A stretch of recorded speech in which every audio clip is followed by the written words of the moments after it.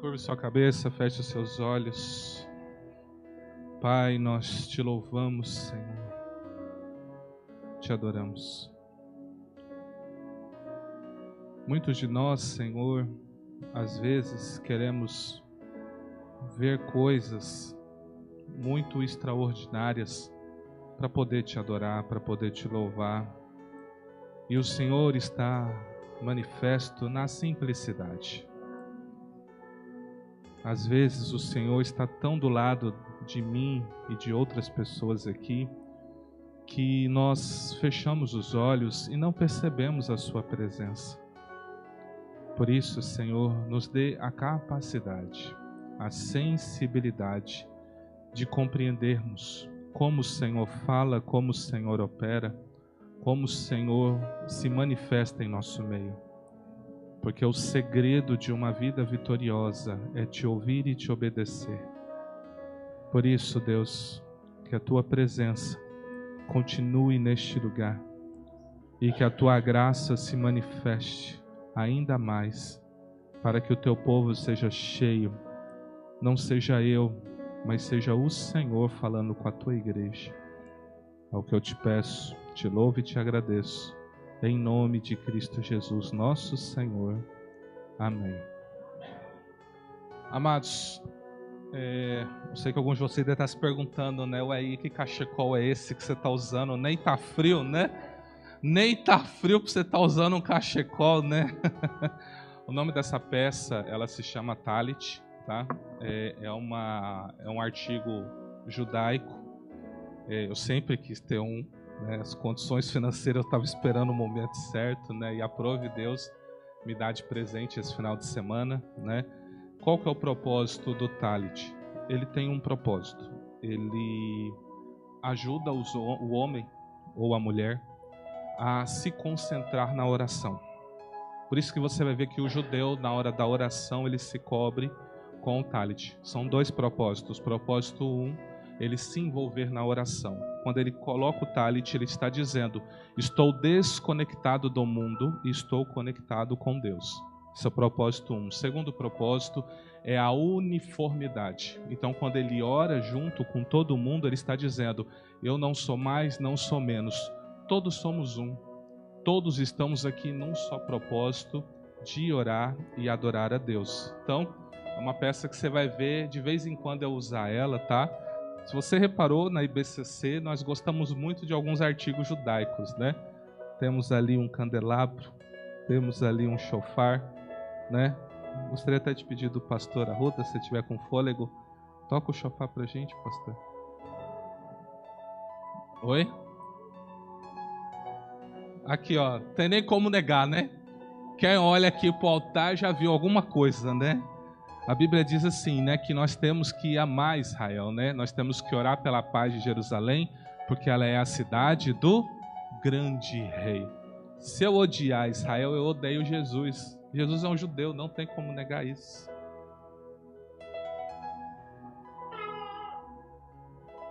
Vamos lá, pastor.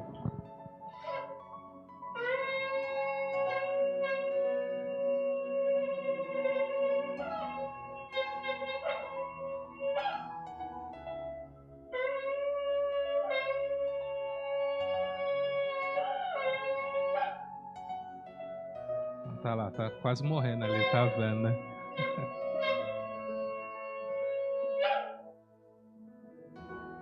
Esse é o som que você vai ouvir quando Jesus arrebatar a igreja, tá? Então você tem que estar com o ouvido afinadinho, tá? Esse é o som que vai ser tocado. Se você souber esse som, a hora que você ouvir tocando, você fala: e agora? É a volta de Jesus ou tem alguma igreja aqui perto aqui? O que é? Tá? Só para você, vou contextualizar algo. Ah, Jesus usava isso aqui? Jesus usava isso aqui. Tem um texto que diz que havia uma mulher com fluxo de sangue e ela dizia: se eu tão somente tocar nele, na orla do seu manto, eu serei curada. Aqui, ó. É isso aqui que ela tocou. Bem nessa pontinha aqui que ela tocou. Essa é a orla do manto de Jesus. Você entendeu? É só para contextualizar. A Bíblia tem que ser vista e vivida. O povo não vai para Israel para ver como funciona? Então, se a gente ainda não tem condição de ir lá, vamos trazer um pouco daqui para você entender como funciona, amém? Tá? Mas por que eu estou fazendo isso? Nós vamos virar judaizante de forma alguma. Cristo nos libertou, graças a Deus. Mas existe uma mensagem nisso aqui. Isso aqui é um manto de oração. A igreja tem que ser uma igreja que ora. O povo de Deus tem que ser um povo que ora. Então, toda vez que você vê eu carregando isso aqui, lembra de uma coisa: eu tenho que orar. Se você vê eu andando na igreja com isso aqui, ou ajoelhado, coberto com isso aqui, lembre-se, tenho que orar. Porque se eu sou um dos anjos dessa igreja, eu tenho uma mensagem para você. Você precisa ter uma vida com Deus. Você precisa ter uma vida de oração. Não só de palavras, mas de atitudes. Porque uma igreja que ora é uma igreja triunfante. Não foi testemunhado aqui que através da oração, houve uma promoção? Então temos que ser um povo que ama a oração. Amém?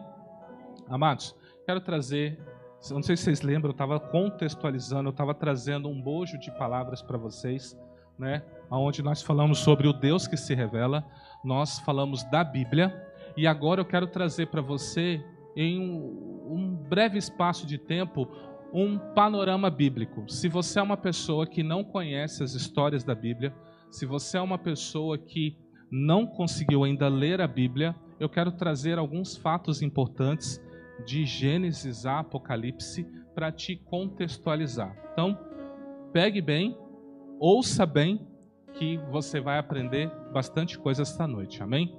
Diz assim o texto, Salmos 145, do 3 ao 6. Grande é o Senhor e digno de ser louvado, sua grandeza não tem limites. Uma geração contará a outra a grandiosidade dos teus feitos. Eles anunciarão os teus atos poderosos, proclamarão o glorioso esplendor da tua majestade e meditarei nas maravilhas que fazes. Anunciarão o poder dos teus feitos temíveis e eu falarei das tuas grandes obras. Isaías 46, do 9 ao 10. Lembrai-vos das coisas passadas desde a antiguidade, que eu sou Deus, e não há outro Deus, não há outro semelhante a mim, que anuncie o fim desde o princípio, e desde a antiguidade as coisas que ainda não sucederam, que digo, o meu conselho será firme, e farei toda a minha vontade. O que esses textos estão falando? Não tem como eu fugir de tudo que Deus fala através da sua palavra. Nós precisamos ser um povo alicerçado na palavra de Deus.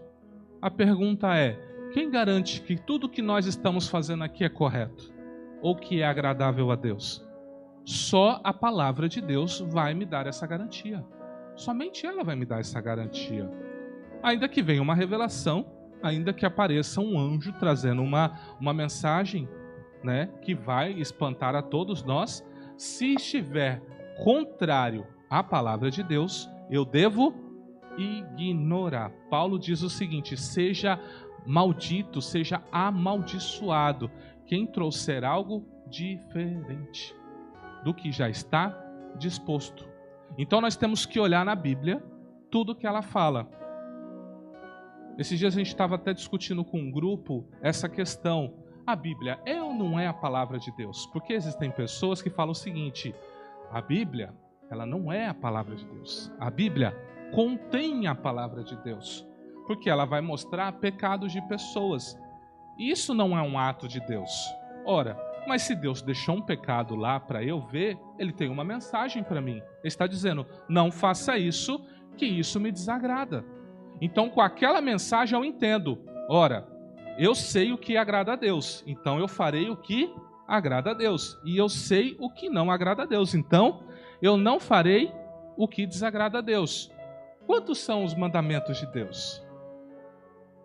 10? Todo mundo concorda que é 10? Então, se eu disser para você que é 613, está duvidando? Pesquisa agora no Google aí. São 613 mandamentos, preceitos, ordenanças, juízos.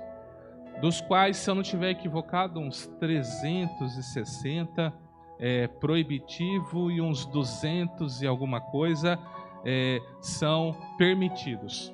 O que significa? Deus, ele manda fazer e ele manda não fazer. Então ele vai dizer o seguinte: faça isso, mandamento permitido. Ele vai dizer assim, ó, não faça isso, proibitivo, 613. Por isso que Paulo vai dizer que quem erra em um, erra em... Então, quem daria conta de cumprir 613 mandamentos? Jesus cumpriu.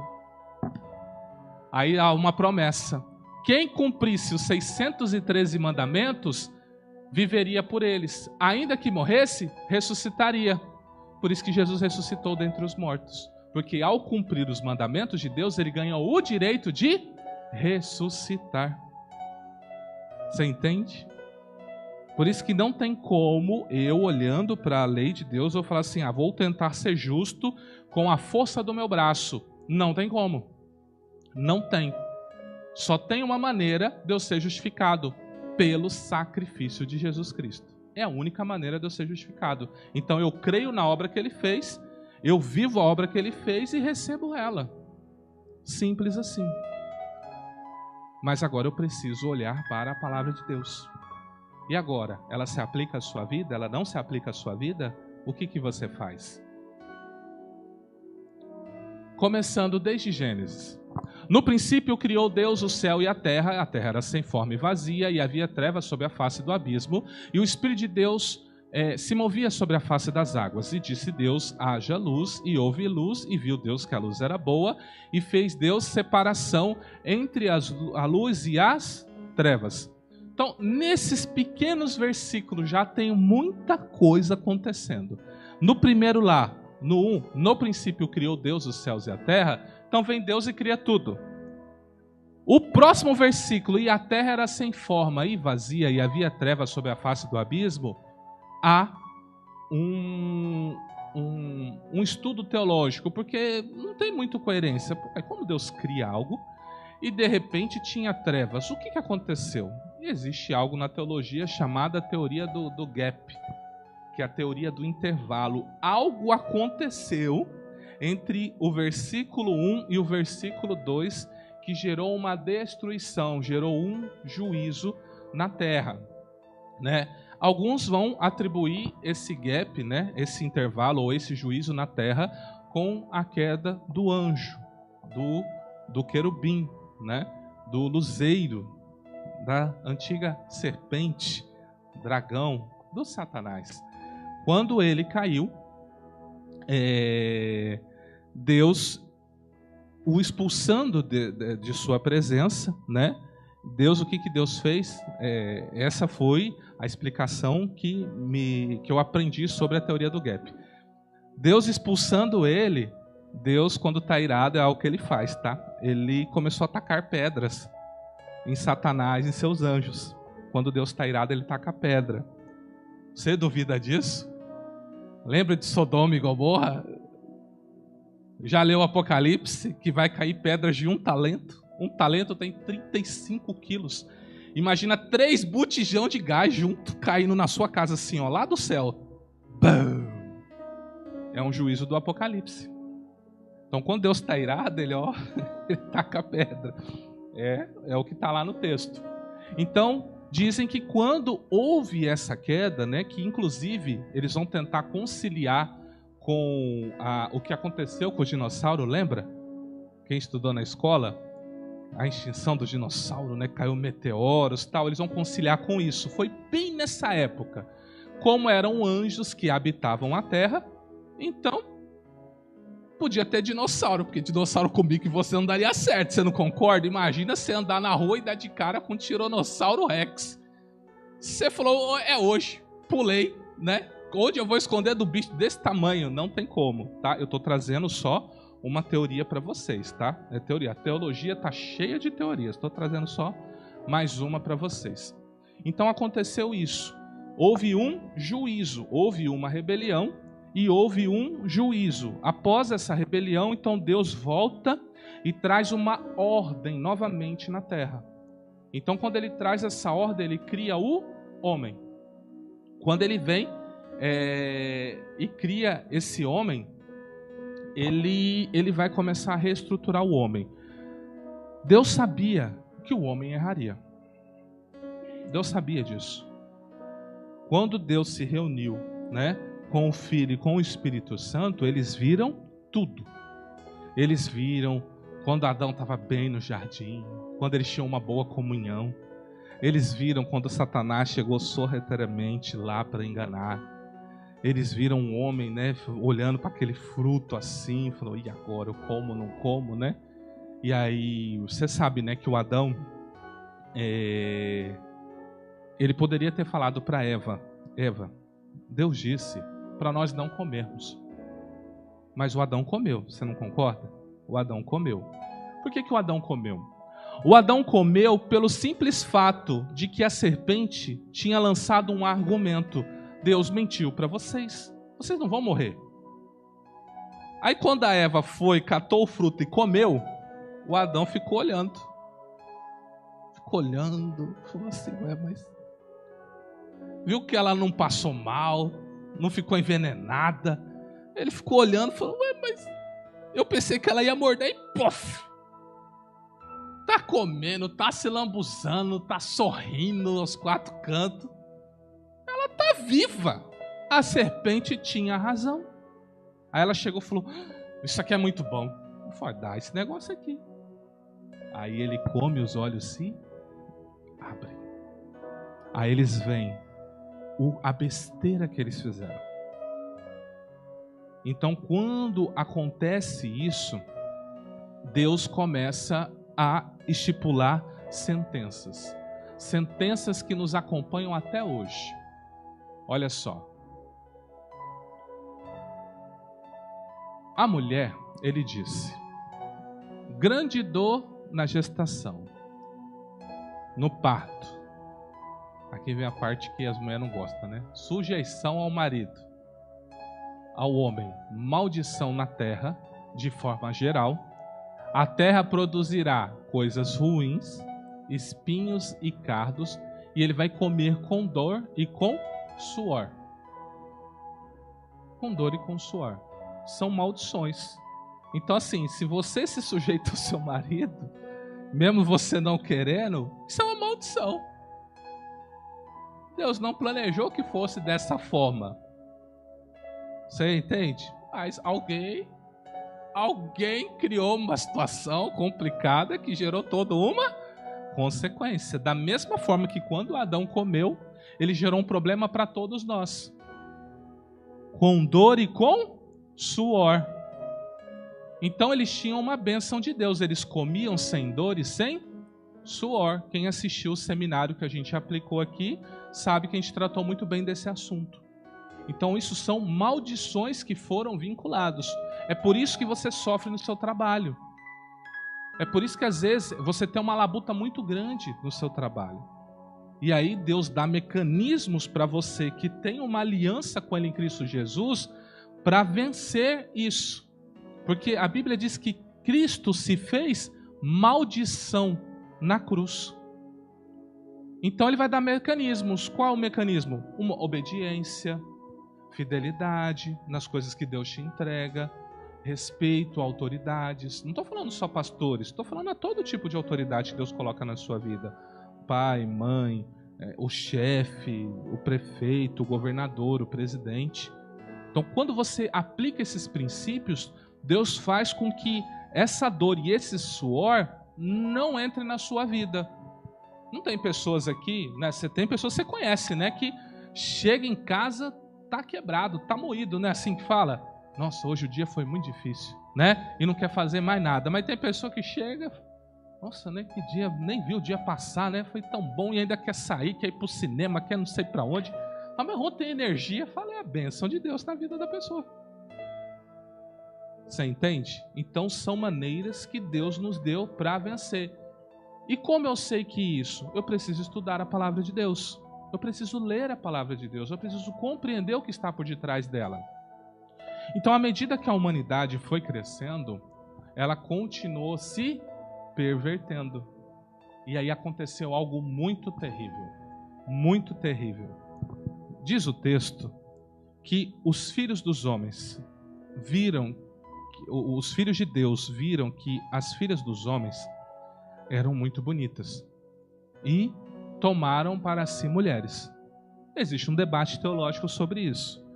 Vão dizer que eram os filhos de Caim, que eram os filhos dos homens, e outros vão dizer que eram os filhos de Sete, que eram os filhos de Deus. Mas a maioria vai falar o seguinte: olha, temos dificuldade de acreditar nisso, por quê? Porque a mesma palavra aplicada para filhos de Deus é a mesma usada lá em Jó para a reunião celestial, quando Satanás aparece. É a mesma palavra. Para se referir o quê? A anjos. E aí, essa união entre homens e mulheres gerou gigantes. Você já leu sobre cultura grega? Ou você já ouviu falar sobre cultura grega? Você vai ver que a cultura grega tem personagens, né? Tem Zeus, tem Afrodite, né? Aí vem os filhos deles, né? Que é o Hércules, né? Perseu, né? Tem um grupo lá. Então, quem são esses homens de renome? Esses filhos dos gigantes. Acredite se quiser. A Bíblia chama eles de os valentes da sua época. Eles faziam coisas extraordinárias. Se você começar a pesquisar, você vai ver que tem coisas assim. Como foi feita as pirâmides do Egito? Como foi feita aquelas pedras, né? Como que é o nome daquela? Tem uma ilha, tem umas cabeçonas lá. E agora eles desenterrou e viu que para dentro da terra ainda tem mais estátua dentro ainda, que eles acharam que era só a cabeça. Existe um corpo inteiro. A Ilha de Páscoa. Você entende? Aquelas pedras satânicas lá do Stonehenge lá. Que o povo vai lá para fazer ritual satânico. Você entende? Como eles conseguiram fazer aquilo? Como eles conseguiram mapear aquilo? Eles tinham um conhecimento fora do comum. Por isso, nós atribuímos que de fato se tratava de seres espirituais que assumiram as mulheres. Agora eu vou falar algo bem espiritual. Se você teve essa experiência, não precisa nem levantar a mão, mas só reflita. Você, na sua noite de sono, já foi visitado por algum demônio tentando fazer relações com você? É a pior coisa que tem. A gente que lida aqui com batalha espiritual, quando você está de boa assim, do nada aparece. Vem para ter uma relação sexual com você. Demônio. Na libertação eles vão receber nome. Íncubos e súcubos. É o mesmo que trabalhou lá atrás. São os mesmos personagens. Por isso que eu acredito que essa relação não tem nada a ver com o filho de Caim com o filho de Sete. De fato se tratava de seres espirituais ou dos anjos caídos. Isso foi...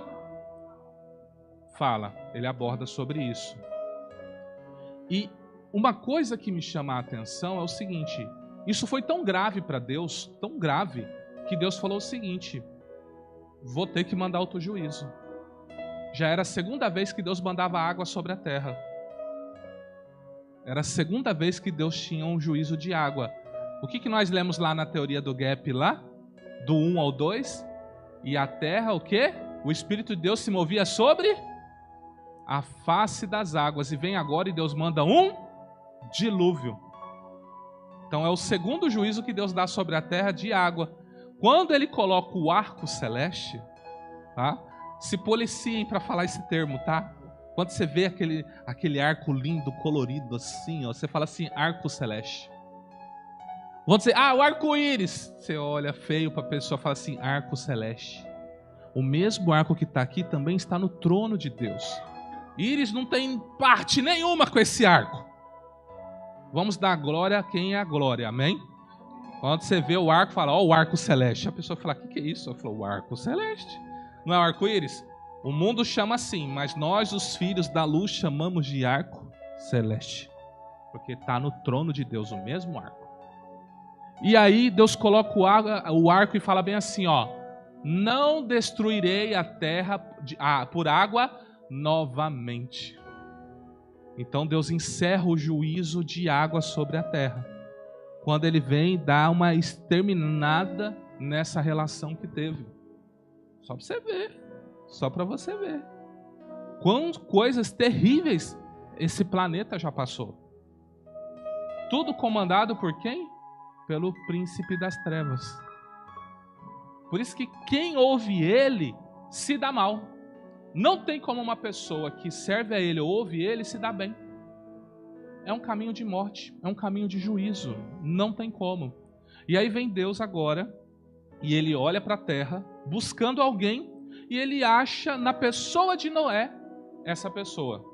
Alguém que estaria disposto a cumprir o plano, alguém que tinha um coração voltado para Deus, e Deus dá um propósito para ele, fala assim, olha, você vai construir uma arca porque eu vou mandar água aqui.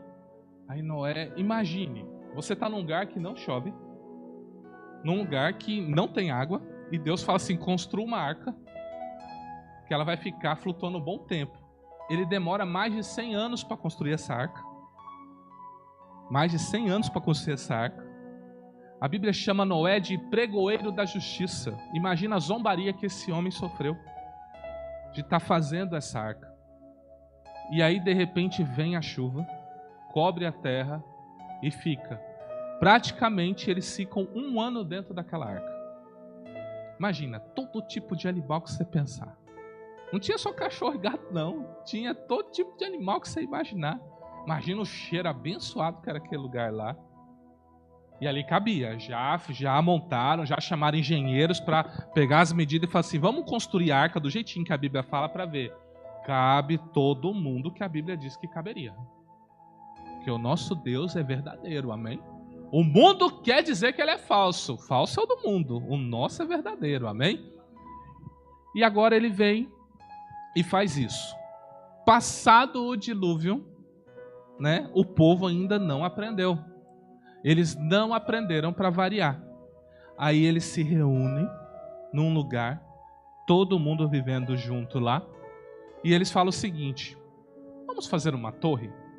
Vamos fazer com que essa torre chegue o mais alto possível, chegue até os céus. Vamos mostrar para esse Deus que já mandou água 2 vezes na terra, que nós somos capazes de chegar até o trono dele? Diz o texto que Deus veio observar o que os homens estavam fazendo. E ele viu a torre e viu os intentos do homem. Sabe o que aconteceu? Deus chamou a triunidade para uma conversa novamente. Falou assim, vocês viram o que os homens estão fazendo? Eles colocaram no coração para subir uma torre que chega até os céus. Sabe o que a triunidade falou entre si? Eles vão conseguir. Porque quando o homem se une e é um só coração, não há nada que pode impedir eles.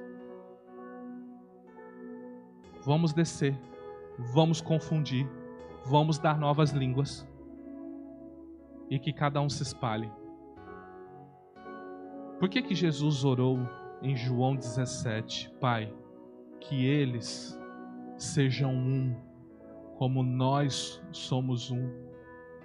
Porque na unidade ninguém segura, ninguém derruba uma unidade, principalmente a unidade da igreja. Quando a igreja não quer um ser maior que o outro, um melhor que o outro, eu trabalho em prol do seu melhor, você trabalha em prol do meu melhor, todos nós crescemos e não há ninguém que pode nos impedir. Só existe um jeito de nos impedir, Deus descer e nos confundir. É o único jeito. O próprio Deus tem que vir nos parar, senão não tem como. Você já recebeu alguma orientação de Deus quando você estava orando por algo ou por alguém e Deus falou bem assim para você? Pare de pedir isso. Pare de fazer tal coisa. Por quê? Porque se Deus não faz isso, vai acontecer. Vai ser dado. Vai virar uma realidade. E principalmente quando você vem na igreja. Eu tenho para mim que quando Jesus chama Pedro, Tiago e João lá para o Getsemane, ele fala assim, orem comigo, vigiem comigo. E ele fala assim, Pai, se possível, afasta de mim esse cálice. mas não seja feita a minha vontade, a tua. Ele olha, como está Pedro, Tiago, João.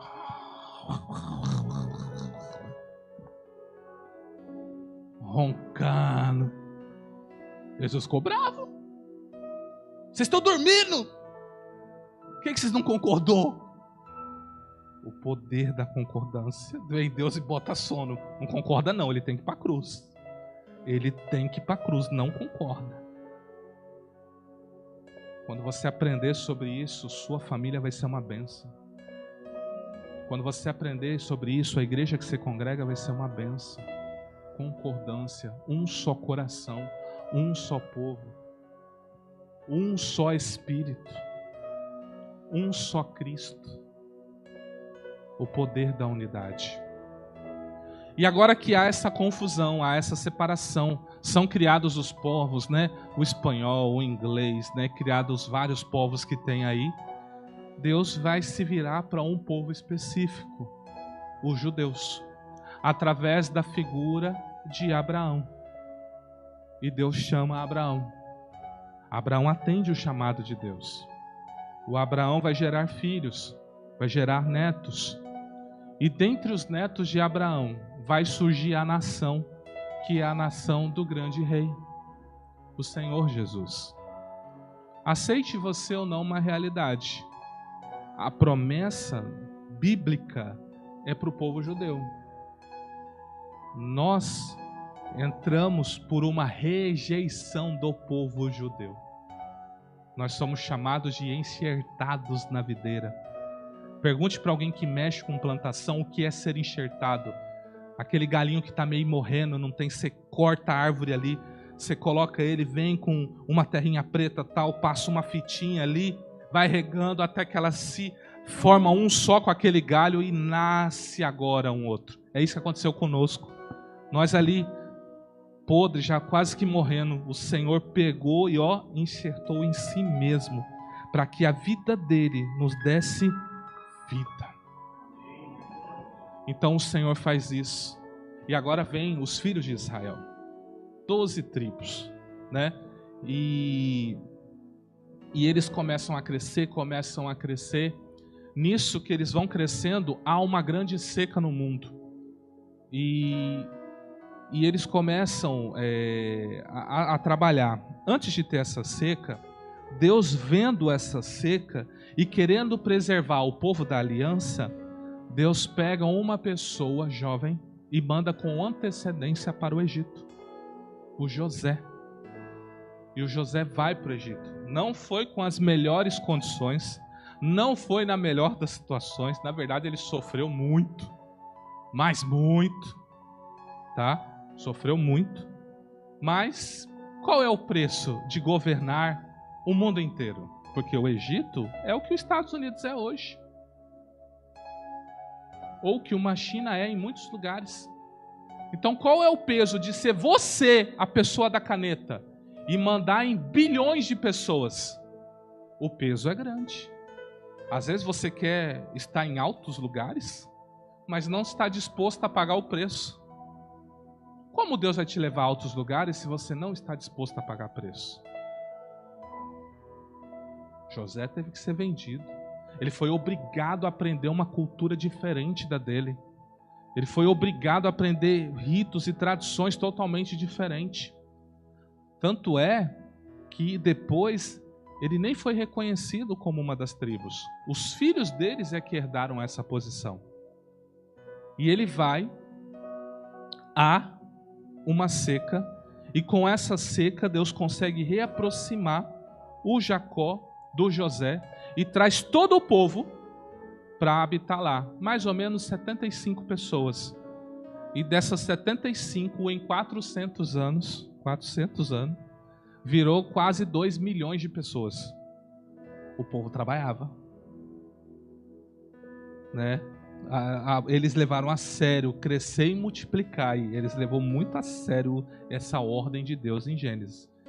400 anos pular de 75, 76 para 2 milhões de pessoas, não tinha descanso nem de dia nem de noite. Você não concorda comigo?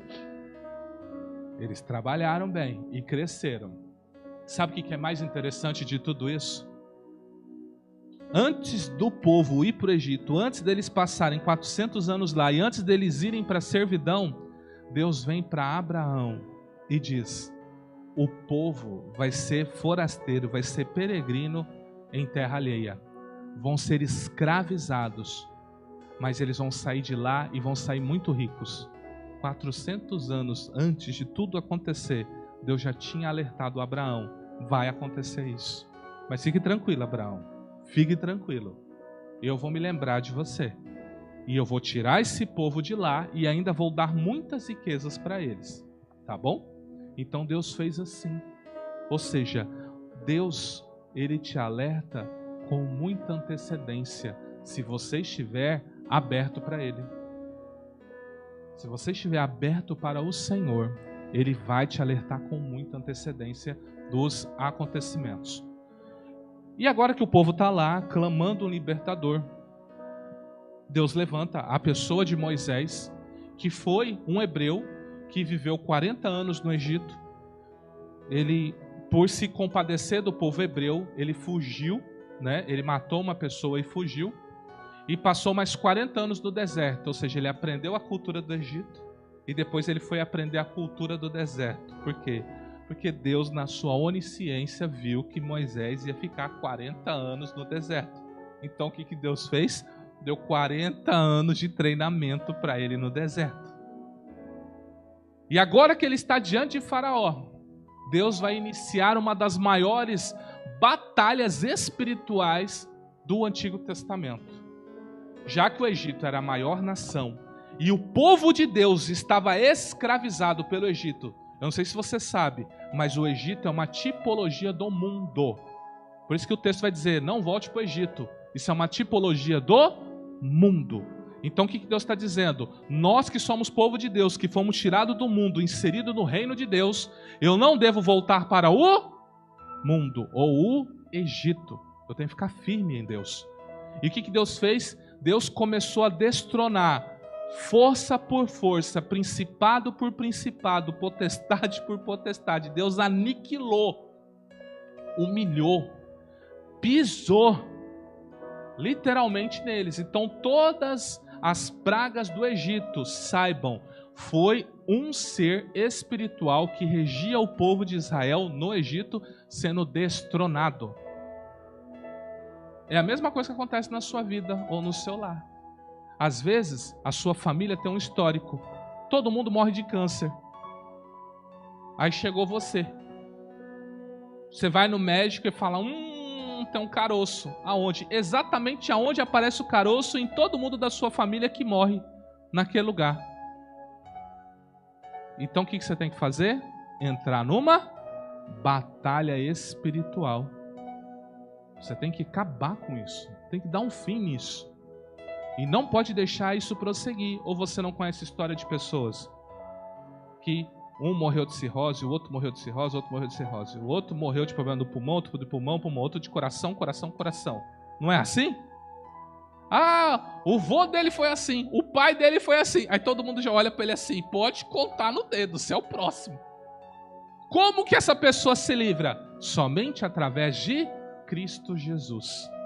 Então aqui, para você entender, se você entende essa batalha que Deus travou, você entende que esse Deus quer te libertar. Ele não quer que você tenha a mesma sentença que os seus antepassados. E se Ele está te trazendo Cristo Jesus, é porque Ele está te chamando para uma liberdade. Amém? Ou seja, se a sua família até você foi pobre, então Deus está te chamando para riqueza. Se a sua família foi uma família que sempre viveu escravo de dívidas, Ele está te chamando para prosperidade. Se a sua família foi uma família de ateus que não creu, Ele está te chamando para uma vida plena no Espírito. Você tem que ser a diferença. Amém? E agora que eles saem do Egito, eles vão caminhar no deserto, Deus vai começar a fazer coisas assombrosas no meio deles. Eles vão ter durante o dia uma nuvem. Você já parou para pensar? Aqui em Cuiabá, você é no centro de Cuiabá. Imagine que não tem árvore, não tem nada. Não tem nada. Desce você no centro. Quando você desce do ônibus, puf, pousa uma nuvem na sua cabeça. E você anda. Aí você entra lá na loja que você tem que resolver, a nuvem fica paradinha na porta. Aí você fala, Deus, que loja eu tenho que ir? Aí a nuvem já começa a apontar para uma loja. Aí você fala, é para aquela lá que eu tenho que ir. E você vai acompanhando a nuvem. Aí chega a noite, aquele frio. Não tem coberta, não tem nada. Aquela nuvem vira uma baita de uma fogueira para você. Só para te aquecer. Não tinham o que comer. Deus manda o maná. Reclamaram que não tinha picanha. Deus manda umas codorninhas ali para eles ali. Reclamava que não tinha água. Da rocha saía água. Esse povo viveu tanta coisa, que a Bíblia chega a falar o seguinte: eles foram tão duros com Deus e com o Espírito Santo que o próprio Espírito Santo não queria nem mais conversa com eles. Chegou ao ponto de Deus entrar em um embate com Moisés. A ponto de Moisés estar orando a Deus, falando, Deus vai conosco. Deus falou, não vou. Deus vai conosco, não vou. Ué, Deus, o senhor não vai, o que o povo vai dizer? A gente saiu do Egito para o senhor nos matar no deserto. Falou, faz o seguinte, eu não vou, mas o meu anjo vai. Meu anjo vai estar com vocês. Eu com vocês? Não vou não. Tá no texto bíblico. Já imaginou Deus falar isso para você? Não vou com você não. Mas pode deixar, vou mandar o anjo aí, mas eu tô meio chateado com você. Quero ver sua cara por uns 30 anos, tá? O anjo vai estar com você nesses 30 anos, fica tranquilo. Já imaginou isso aí? Pastor, eu não consigo ver essa possibilidade. Olha o texto, olha o que um texto bíblico diz. E Deus amou a Jacó e odiou a Esaú. Já imaginou Deus falar de você? Amei fulano e te odiei. Sério isso, não é? Mas não você fazer algo tão terrível a ponto de Deus olhar para você e falar assim, te odeio. É terrível isso, né? E eu não quero o ódio de Deus, não. Eu quero o amor dele revelado em Cristo Jesus, amém? Existe uma graça, um favor e um perdão dele, amém? Então Deus faz essas coisas novas, né? E ele vai criar uma lei, os 10 mandamentos. E esses 10 mandamentos vão se desdobrar nesses 613 que eu falei para você. Vai virar tudo isso aí, tá? Então Deus vem, ele fala. Você tem que entender o seguinte: quando Deus está dando os 10 mandamentos, ele está falando com todo o povo hebreu. Ele não está falando só com Moisés. Ele está lá do monte, né? Deus cria 3 níveis. Tem o cume do monte, onde só Moisés pode ir. Tem o meio do monte, aonde vem Arão e os sacerdotes. E tem o pé do monte, que é onde está o povo. E ainda ele põe um limite lá no pé, falando assim: se passar, vai morrer. Os anjos estavam tudo autorizados a matar. Falou, se passar até o animal vai morrer. Estava desse jeito o negócio. Vocês vão esperar a hora que eu der o comando para vocês subir. Aí Deus desce e começa a falar com Moisés os 10 mandamentos. Todos eles ouviram os 10 mandamentos. Quando Moisés chega aí, vocês santificaram? Tudo pronto? Bora subir? O povo falou o quê? Você tá doido? Quando Deus falava, eu sentia a minha alma descolar do meu corpo. Eu tinha a impressão que eu ia morrer. Você quer que eu subo lá? Qual era o cenário do monte? Uma nuvem. O monte pegando fogo. Raios e raios e raios e raios e raios. Trovão, trovão, trovão, trovão, trovão, trovão, trovão, trovão. E Moisés fala, é pra gente ir pra lá. O povo olhou e falou, tá bom que eu vou pra lá. Você tá doido. Aí o povo dá uma palavra falando assim, olha Moisés, é melhor que vá você. Deus é muito grande para nós estar lá no meio deles. Quem de nós vai sobreviver diante de Deus? Não vai você, você fala por nós. Assim surgiram a figura de um único sacerdote, porque o povo delegou para uma pessoa. E aí Deus fala assim para Moisés, o que o povo está falando é muito bom. Eu concordo com o que o povo está falando, é bom. Quem dera se o coração deles fossem comigo assim sempre. Fossem tementes a mim sempre. Só foi temente porque olhou e falou assim, se nós subir, nós morremos. Por isso falou, não Deus, não. E por isso Deus falou, tudo bem, vocês fiquem aí, eu falo com Moisés. E aí Moisés sobe lá, fica lá, né? 40 dias lá. Deus fala assim, tá tendo problema lá embaixo. Tá tendo problema. E aí Moisés desce, dá de cara com um bezerro de ouro. Moisés vira para Arão falando assim: ô camarada, o que aconteceu aqui? O povo pediu para fazer algo, eu joguei. Olha o que Arão vai falar. Eu joguei o ouro dentro do buril e saiu esse bezerro. Então eu tenho duas hipóteses.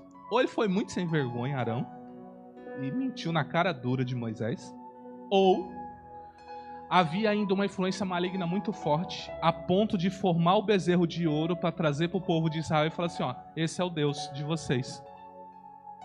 São as duas hipóteses. E aí o povo está lá adorando. Vem Moisés, quebra os mandamentos, sobe, fica mais 40 dias. E aí o povo começa a andar e vai murmurando, vai reclamando, vendo tudo isso que eu te falei. Todas essas manifestações, você não queria ver uma dessa? Às vezes você está há quanto tempo na fé e você nunca viu um anjo, né? Nunca viu uma revelação, o povo viu o trem assim, ó, a torta e a direito na frente deles, e mesmo assim eles não queriam estar, né? E agora eles chegam diante da terra prometida. E aí vem Moisés junto com o pessoal, fala o seguinte: gente, essa é a terra, né, que o Senhor nos deu. Para que vocês saibam que Deus falou a verdade, nós vamos mandar 12 pessoas para ir lá e ver essa terra. Tudo bem? Tudo bem. Eles foram. Quando eles chegam lá, eles passam 40 dias lá, espiando a terra. Se não me engano, 39 dias, espiando a terra. E eles voltam. Eles voltam com cachos de uva, aonde 2 homens não dão conta de carregar. Imagina, cacho de uva que 2 homens não dão conta de carregar. Eles falaram: gente, tudo que Deus falou é verdade. Deus só omitiu um fato para nós. A terra tem gigante. E se nós for lá, nós morremos. E aí levanta-se 2 pessoas no meio dos 12. O Caleb e o Josué. Não, a terra é boa. Nós vamos entrar e nós vamos matar esse gigante. Nós vamos comer esse gigante, literalmente. Nós vamos passar por cima deles. O povo: não. Vão diante de Deus. Deus fala: vem cá. Vocês viram tudo o que eu fiz com vocês. E mesmo assim vocês preferiram crer que eu sou um mentiroso. Por isso, o tempo que vocês passaram espiando a terra é o tempo que vocês vão rodear o deserto. Então o povo ficou esses 40 anos dando voltas. Aí Deus falou o seguinte: de 20 anos para baixo vai entrar na terra, o resto para cima vai ser tudo enterrado no deserto. Então todo o povo que dos 12 espias que voltaram, que tinha 21, foi enterrado no deserto. Enquanto não foi enterrado o último, Deus não mandou entrar. Olha o problema quando Deus está te dando uma terra de conquista e você retrocede no último minuto. Deus às vezes pode fazer você, rodear. Você não teve essa sensação que parece que você está rodeando 10 anos numa mesma coisa e você não sai do lugar? Às vezes você estava na beira de conquistar o negócio e você, não dá, não é para mim. Deus falou: por causa disso você vai dar 10 anos de voltinha aí agora. Isso aconteceu com o povo de Israel, não vai acontecer com você? E agora que passou esse tempo, veio uma nova geração. Sabe o Caleb? Caleb agora está com uns 80 anos. Quantos anos Caleb está? 80. Ele praticamente aniquilou os gigantes. Sozinho. Aí eu te pergunto, e se deixassem Caleb conquistar a terra com 40 anos? Você entende que o povo tinha capacidade para vencer? 2 homens ali resolviam o problema. Temeram, uma nação inteira temeu. E por causa disso sofreram.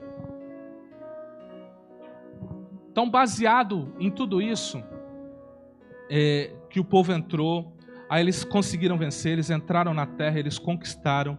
Surgiu-se as tribos de Israel, né? Eles se consolidaram.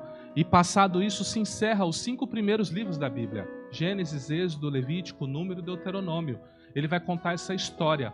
A história desde a criação até a entrada do povo de Israel na terra. Venceu. Agora vai se iniciar um tempo, o tempo dos juízes. Por quê? Moisés teve a capacidade de deixar um sucessor. Josué não teve. E por isso Israel entrou numa bagunça. Ela entra num tempo chamado tempo dos juízes. E agora a terra vai sofrendo. E aí, à medida que vinha uma nação inimiga, eles clamavam. E quando eles clamavam, Deus levantava um juiz. Você conhece pelo menos 2 famosos. Você conhece Gideão e você conhece Sansão.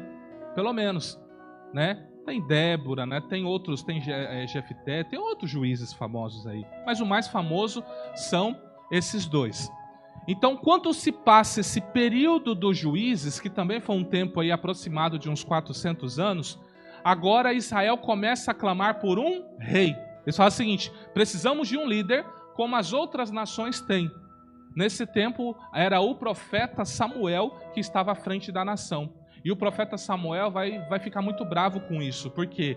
Porque por mais que parecia desorganizado a nação de Israel, quem conduzia ela era o próprio Deus. E agora estão dizendo o seguinte: Deus, o Senhor se afasta, o Senhor levante um homem e esse homem lidere sobre nós. E aí Deus falou assim: tudo bem, vocês querem? Eu vou te dar um homem para governar. Só que o negócio é o seguinte: esse homem vai tributar vocês.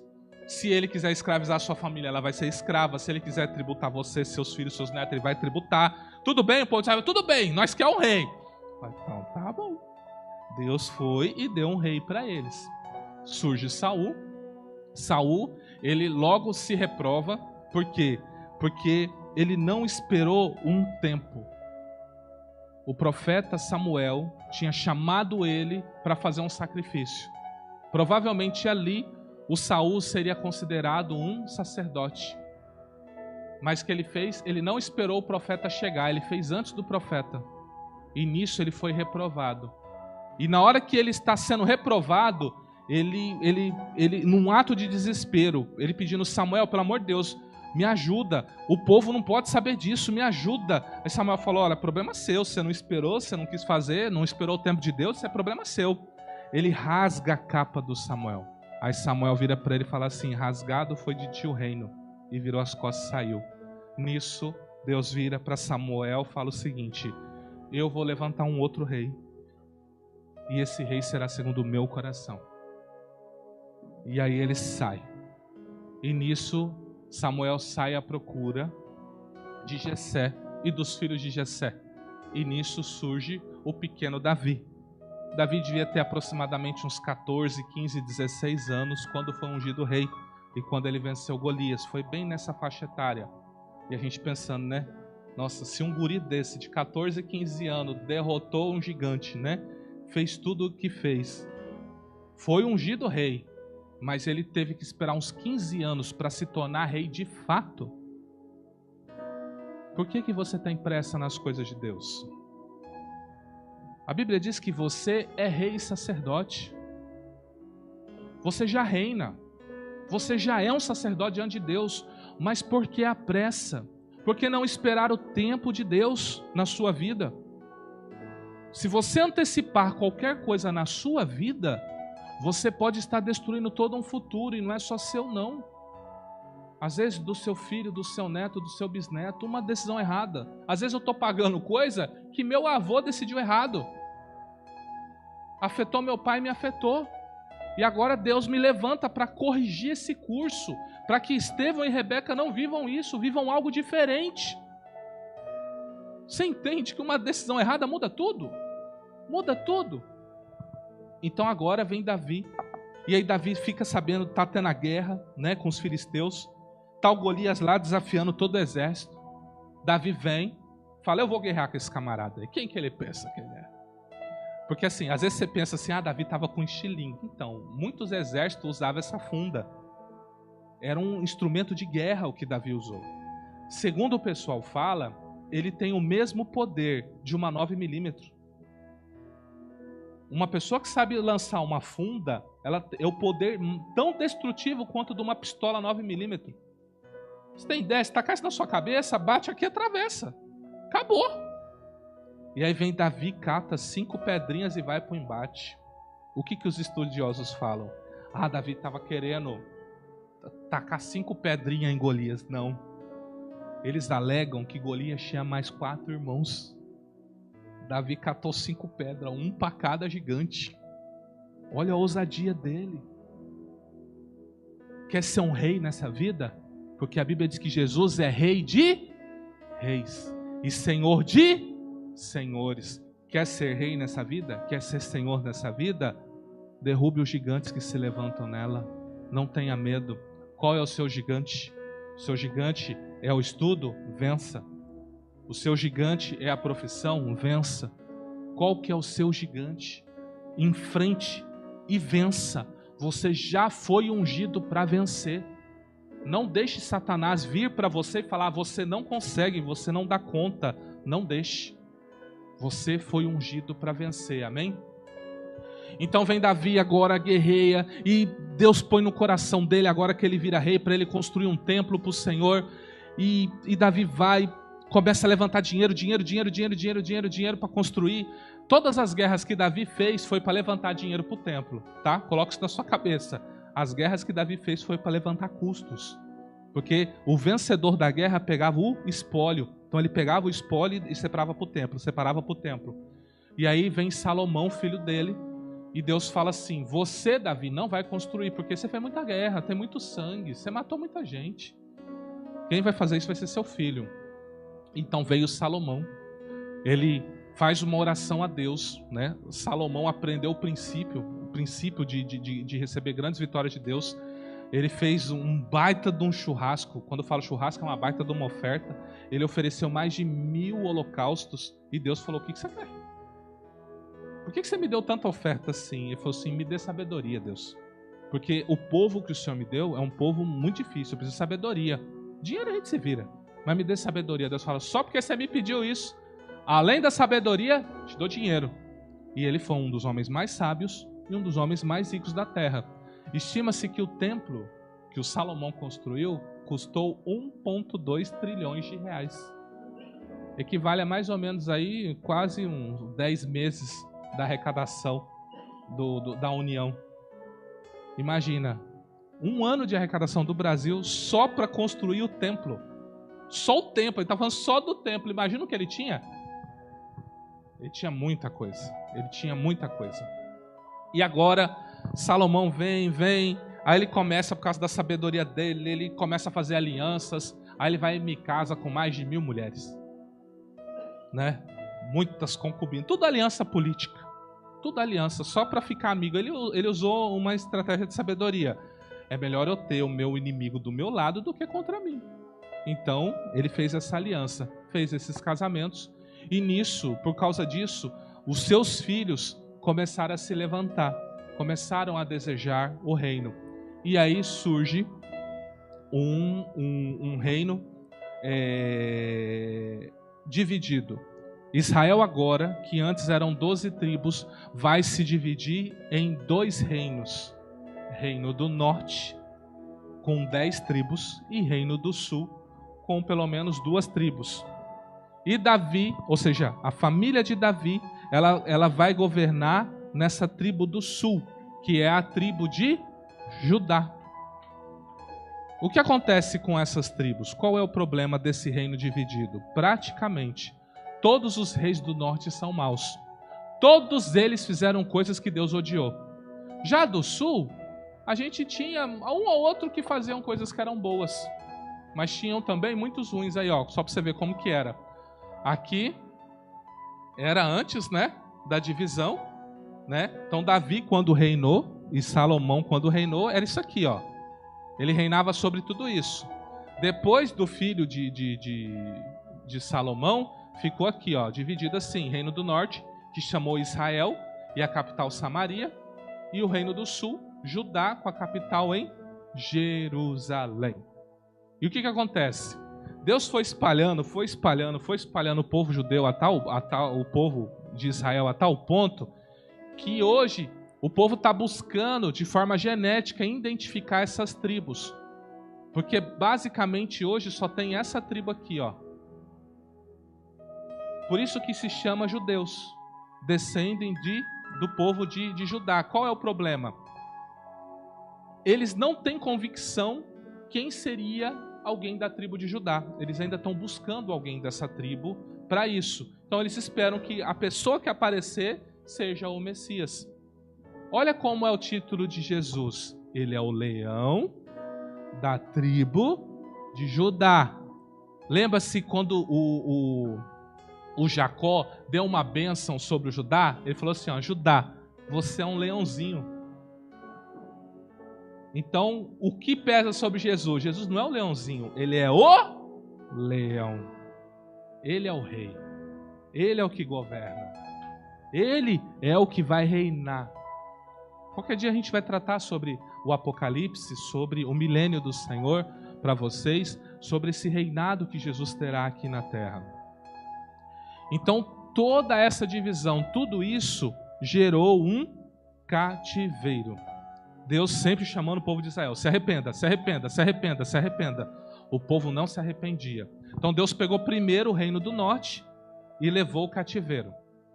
Passou-se um tempo, o povo do sul não se arrependeu e ele levou para o cativeiro também.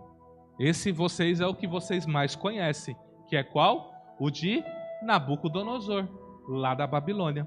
Então ele manteve o povo 70 anos preso.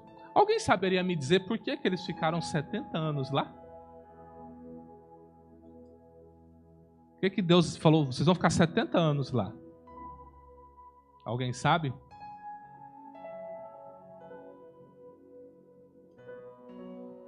Vou dar uma explicação para você. Quando Deus tira o povo do Egito e ele estabelece as leis, tá? E aqui eu vou encerrar, eu vou continuar com esse panorama em outro momento. O que Deus estabeleceu? Homem, você trabalha 6 dias e descansa 1.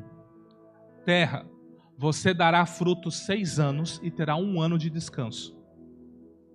Então Deus estabeleceu o ciclo. O homem tem um ciclo semanal. A terra tem um ciclo a cada 7 anos.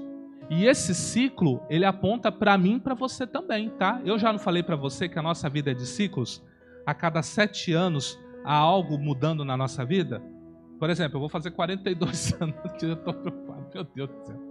O que vai acontecer agora? Eu estou numa mudança de ciclo. Então, tá duvidando de mim? Pega a sua vida agora. Pensa a cada 7 anos o que aconteceu. Tem um marco na sua vida.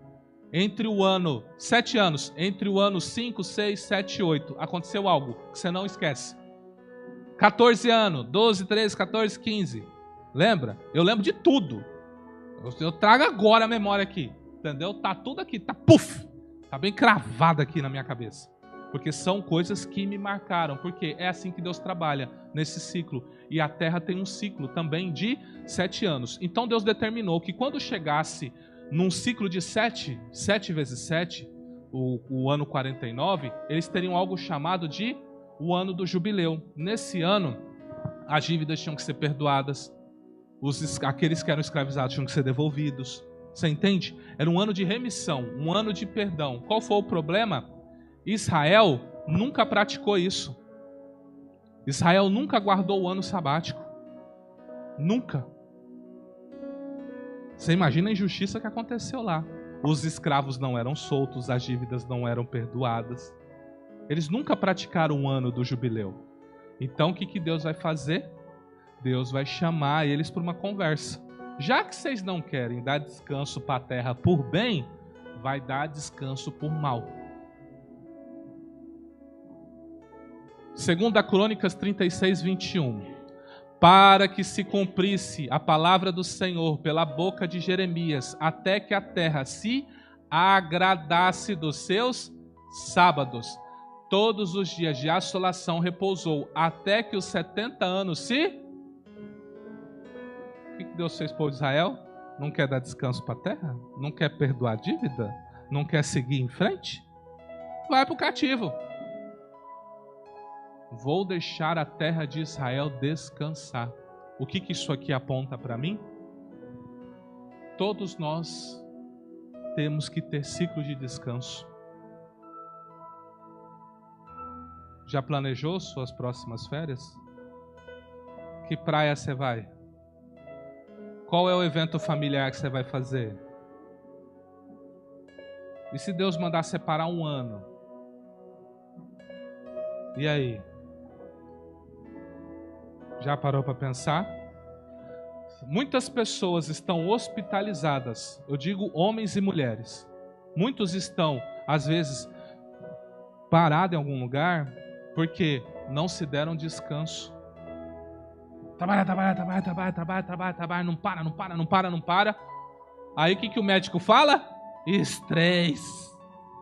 Ele tem outra coisa para falar. Ele vai falar assim: olha, Deus tá tendo um particular com você, porque você não para. Aprenda a tirar tempo com a família, aprenda a tirar um tempo para você, aprenda a tirar. Deus disse: 6 dias você trabalha, 1 você descansa. Para que trabalhar os 7? Deus ainda prometeu algo extraordinário para eu encerrar. Ele disse o seguinte: quando chegasse o 7º ano, ninguém plantaria nada, ninguém mexeria na terra. É 1 ano de descanso para vocês. Trabalharam 6 anos, vocês vão dar 1 ano de descanso para ela. Aí o povo falou: mas e aí? Como fica?